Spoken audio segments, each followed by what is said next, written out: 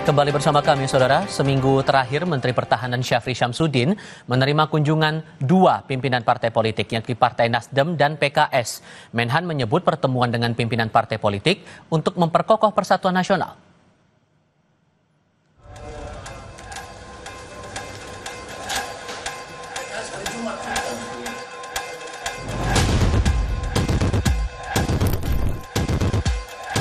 Rabu 15 Oktober lalu, Ketua Umum Partai Nasdem Surya Paloh menemui Menteri Pertahanan Syafri Syamsuddin di kantor Kementerian Pertahanan.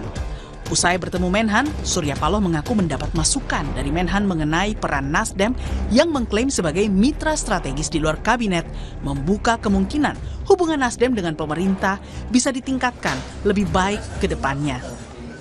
Obsesi yang besar ingin dicapai oleh pemerintahan Presiden Prabowo. Nah, disinilah fungsi dan tugas kita, terutama bagi saya pribadi bersama dengan seluruh, katakanlah, komponen dan elemen masyarakatnya yang mempunyai tentu rasa tingkat kepedulian yang sama untuk keberhasilan pemerintahan ini, mempunyai harapan pemerintah kita ini harus berhasil. Nah, tugas kita bagaimana agar keberhasilan itu bisa berjalan sesuai dengan harapan kita. Nah, itulah yang barangkali banyak kami bicarakan tadi secara internal dengan Bapak Menhan.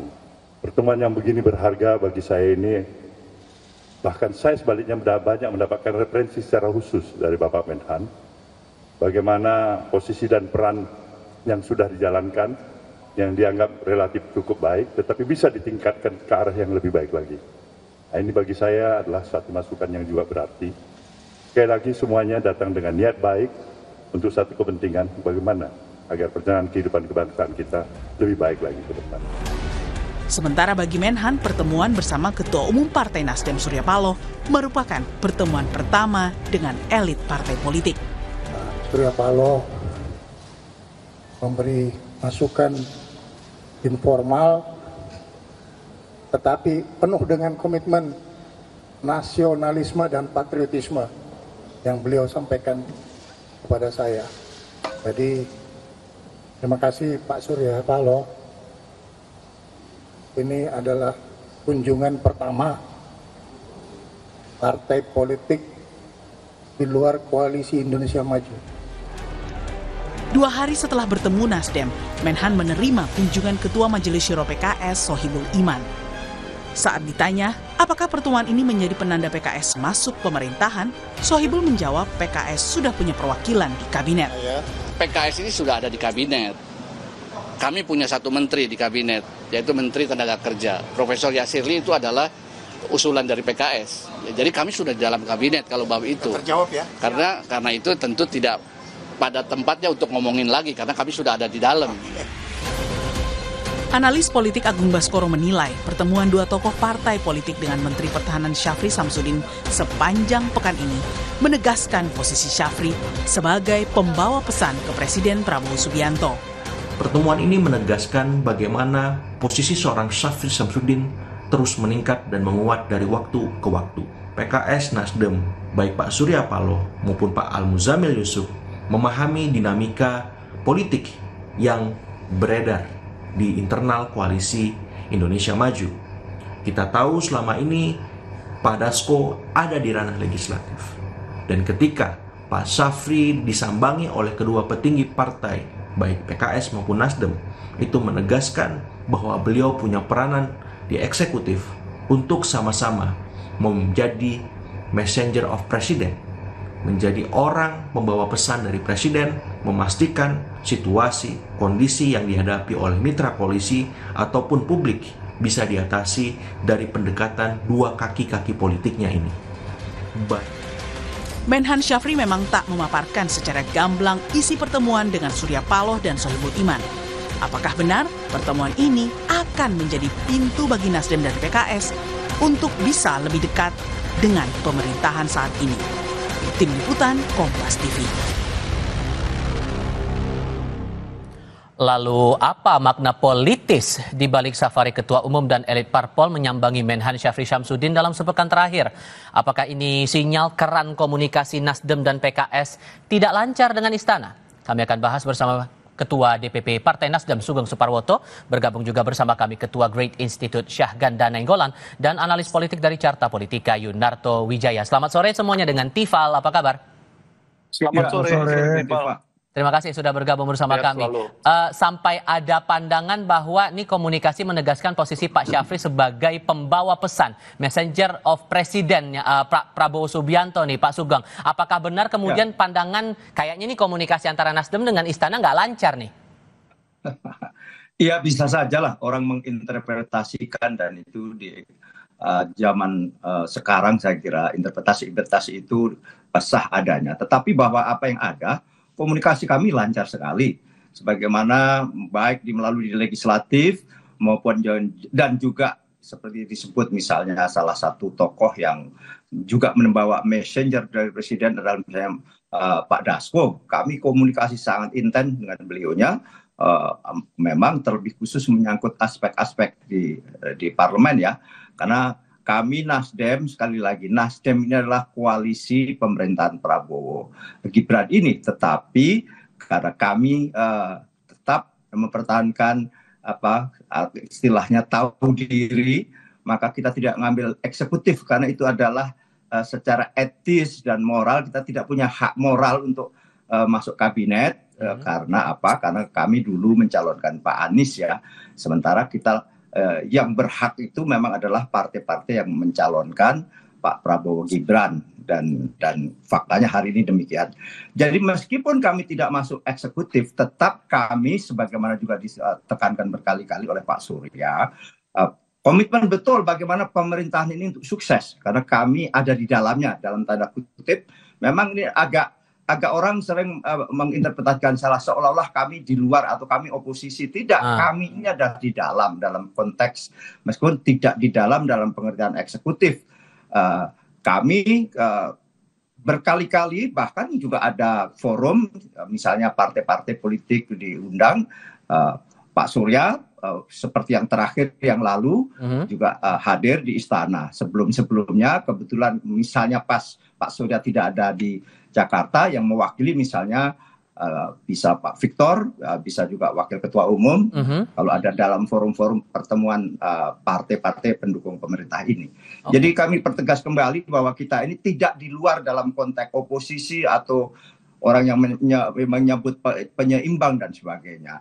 Hanya saja kami memang tidak mengambil jatah eksekutif karena memang tidak punya hak moral kami ini. Tidak, secara etik kita ini sekali lagi tidak punya secara etis kita tetap pertahankan itu. Baik, Bang Ganda, memberi kesempatan yang partai-partai yang kalau Anda melihatnya Bang Ganda, apakah ada keran komunikasi yang mampet nih antara Nasdem dan Istana sehingga komunikasi harus dijalankan lewat Pak Syafri yang orang kenal sebagai orang dekat, orang kepercayaan Pak Presiden Prabowo? Saya pikir bukan mampet ya, saya pikir ditingkatkan saya pikir. Jadi menjelang 1 tahun Presiden Prabowo ini kan kita sudah melihat dalam waktu yang sangat singkat, 3 September dan kemarin 3 hari sebelum Pak Surya Paloh ketemu Samsudin, Pak Presiden kita kan ketemu dengan Trump, sebelumnya ketemu Xi Jinping. Artinya dia telah melakukan politik global yang sangat luar biasa, sehingga dia butuh dukungan yang lebih konkret dan lebih kuat di Indonesia sendiri. Ya, selama ini kan kita melihat bahwa koalisi lama yang koalisi Kim itu ya gasnya, turbinnya kurang gede. Nah sementara Nasdem dan PKS meskipun diajak koalisi, mereka kurang diberikan penghormatan ya. Kalau tadi Mas Sugeng bilang moral politik, secara moral tidak berhak untuk mendapatkan menteri dan lain-lain. Justru sekarang saatnya mungkin menurut saya ya itu secara hak politiknya harus diberikan. Jadi itu Nasdem dan PKS itu harus minimal dapat 3 menteri juga, ya agar apa? Agar koalisinya itu bisa menyongsong ya kebesaran Indonesia yang akan dibawa oleh presiden. Ya itu. Nah itu jadi saya melihat bahwa ya itu satu adalah langkah yang sangat luar biasa dari presiden untuk persatuan dan ini. Nah yang kedua, ini yang penting adalah bahwa selama ini Pak Sapri itu dianggap bertanggung jawab dalam isu-isu militerisme, ya kemudian untuk buat undang-undang dari militer dan lain-lain. Nah dengan penugasan ini oleh presiden, itu memperlihatkan bahwa isu dia sebagai tentara yang pro demokrasi dan sipil, dengan dia menjalin kerjasama dengan kekuatan sipil yaitu partai-partai, ini menunjukkan bahwa arah demokrasi kita di era ke depan semakin baik. Oke, Mas Toto, kalau melihat tujuan komunikasi antara Nasdem dan PKS ini adalah ke Pak Syafri, kalau Anda membacanya secara politik, apa sebetulnya kebutuhan dua partai ini sampai ketemu dengan Pak Syafri? Jawabannya sebenarnya Mas Tifal harus dimulai dengan terlebih dahulu kita bertanya, mungkin nanti Mas Sugeng bisa menjawab ya, apakah undangannya datang dari Pak Syafri atau inisiatif dari Pak Surya Paloh dengan teman-teman PKS? Karena maknanya akan berbeda. Pertanyaan Mas Tifal tadi mungkin akan menjadi valid, seakan-akan ada komunikasi yang tertutup atau kemudian macet, sehingga Nasdem dan PKS merasa kemudian harus mendekati orang dekatnya Pak Prabowo. Gak cukup dengan Dasko nih, karena Dasko ternyata misalnya hanya menguasai wilayah legislatif, lalu kemudian masuklah ke orang terdekat Pak Prabowo yang lain, namanya Syafri Samsudin. Tapi kalau ternyata ini berasal dari inisiatif Pak Syafri, maknanya akan berbeda, Mas Tifal. Artinya mungkin akan lebih bisa mengarah kepada ini adalah inisiatif dari kedua kemungkinan ya. Yang pertama inisiatif dari Pak Prabowo untuk tadi istilahnya meningkatkan keeratan hubungan komunikasi dari partai-partai pendukungnya, termasuk kepada dua partai yang selama ini dianggap masih di wilayah abu-abu. Dalam konteks ini kan menyatakan sudah mendukung, tapi kan memang historinya mereka bukan partai pendukung Pak Prabowo dengan Mas Gibran dalam konteks kampanye. Nah tinggal pertanyaannya apakah kemudian upaya Pak Prabowo mempererat ini akan berbuah pada hadiah menteri atau tidak? Itu pertanyaannya. Yang kedua, kalau kita lihat bisa juga berspekulasi, jangan-jangan inisiatif bukan Pak Prabowo, tapi dari Pak Syafri sendiri. Tujuannya apa? Ya tujuannya bisa jadi pasca kerusuhan kemarin kita tahu Pak Syafri, saya tidak bisa menyebutkan apakah secara informal atau formal, tapi terlihat memegang peranan sentral dalam pemeliharaan keamanan. Nah, kalau begitu, kalau begitu jawab pertanyaannya sekarang. Ketemu Pak Surya Paloh, tanggal 15 ketemu PKS, tanggal 14-nya itu rapat terbatas 5 orang menteri ya, di rumah Prabowo, Kertanegara, itu kan Syafri di sebelah Pak Prabowo. Jadi pasti sudah dilaporkan itu. Nah, saya akan kasih kesempatan Pak Sugeng menjawab. Siapa inisiator pertemuannya ini? Apakah datang dari partai atau dari Pak Menhan? Jawabnya nanti kita jeda dulu. Kita jeda sebentar. Kami akan segera kembali.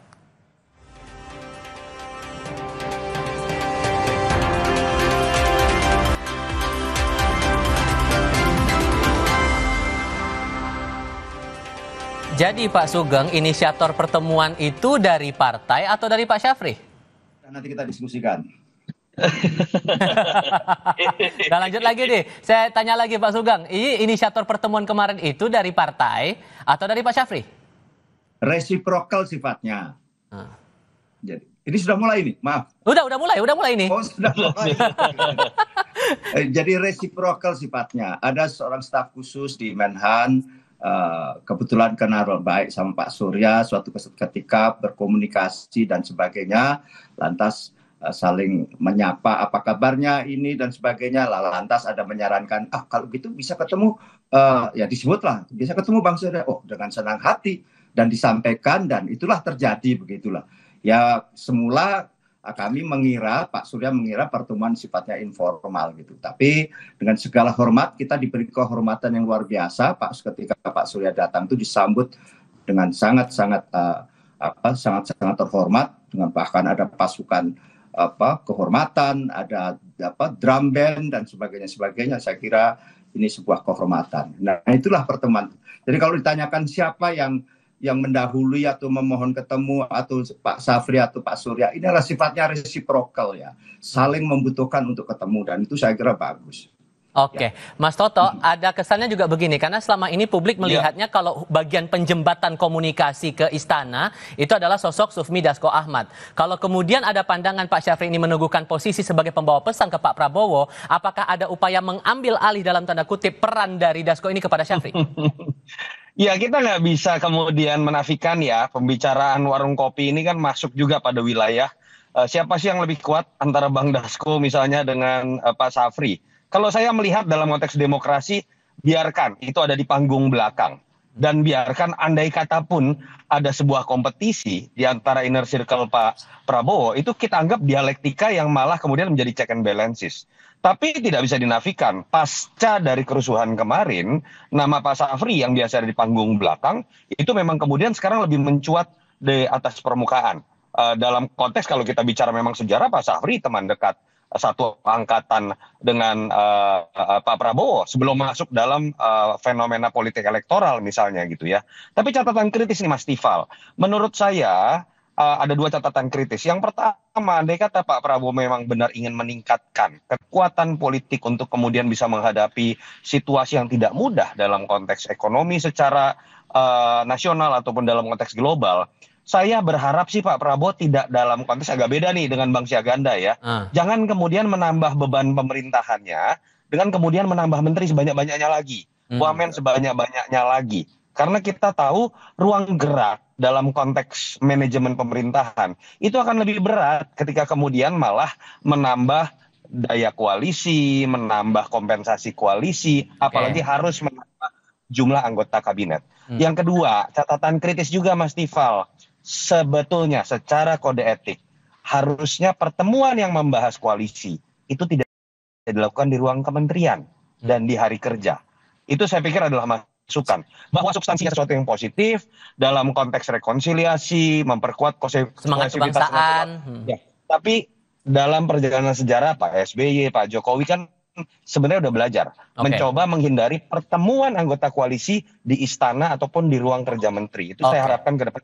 Ada kesan ambil alih itu masuk akal nggak menurut Anda Bang Ganda? Ambil alih apa? Peran antara Pak Dasko ini terkesan diambil alih oleh Pak Syafri sebagai pembawa pesan ke Pak Prabowo. Kalau menurut saya sih mereka waktu ketemuan di DPR disambut oleh oleh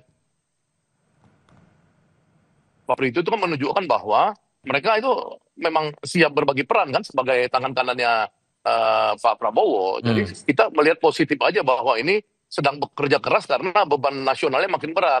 Nah untuk yang tadi untuk menambah gemuk, idenya kan bukan menambah gemuk, tapi menteri-menteri yang belasan orang yang dititip Jokowi 13 Oktober tahun lalu, ya ini kan dalam rangka setahun ini mungkin kan mau dievaluasi. Jadi itu yang gantikan oleh teman-teman Nasdem dan teman-teman teman-teman PKS yang karena mereka tidak mewakili parpol sama sekali, seperti menterinya Jokowi yang di kesehatan, menteri kesehatan itu kan tidak mewakili sama sekali selain kepentingannya Jokowi. Ya, Erick Thohir, dia mewakili siapa? Dia mewakili kepentingan Jokowi. Untuk apa di situ? Daripada itu kan mending Menteri Pemuda dikasih sama Sugeng. Ini kan Sugeng tokoh pemuda dong zaman eranya dulu ya kan. Dibanding dikasih yang Erick Thohir gitu. Misalkan ya. Ini bukan ini. Jadi nggak nambah gemuk, enggak. Jadi di replace saja orang-orang Jokowi yang nggak ada gunanya sekarang.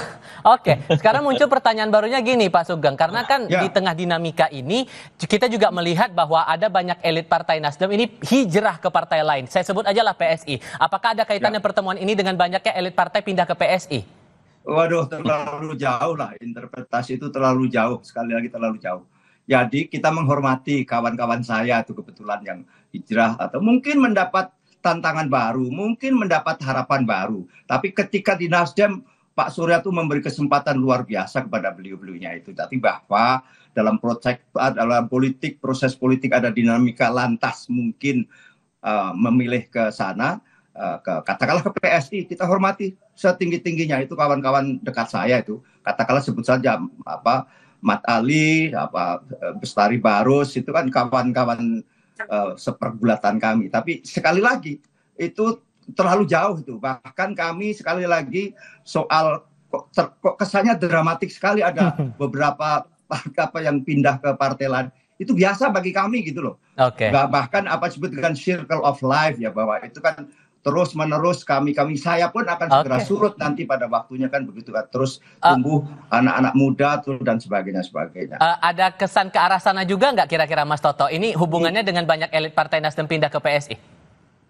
Saya pikir enggak lah. Kalau terjadi seperti itu kan PKS nggak akan ketemuan juga dengan Pak Safri. Artinya tidak ada kaitannya begitu menurut saya. Tetapi memang lebih kepada konteks tadi, meningkatkan kohesivitas nasional, dan suka atau tidak ada orang yang selama ini sebetulnya memang sudah kita tahu sangat dekat dengan Pak Prabowo, penyampai pesan dan kepentingan juga, tapi mungkin perbedaannya sekarang sudah mulai tampil di ranah politik ke depan. Ini sah-sah saja semuanya, tapi balik lagi yang paling penting buat masyarakat tuh adalah apakah memperkuat kohesivitas ini dilakukan dalam konteks kemudian yang akan menguntungkan masyarakat. Jangan berhenti pada level bagi-bagi tadi, bagi-bagi kemudian lalu kemudian malah misalnya ya yang berpotensi kemudian harus kita jaga kan adalah peran Nasdem, peran PKS. Kalau dalam posisi sekarang harusnya kan masih berani bicara kritis di parlemen. Jangan kemudian nanti dikasih jatah kursi menteri malah makin nggak berani.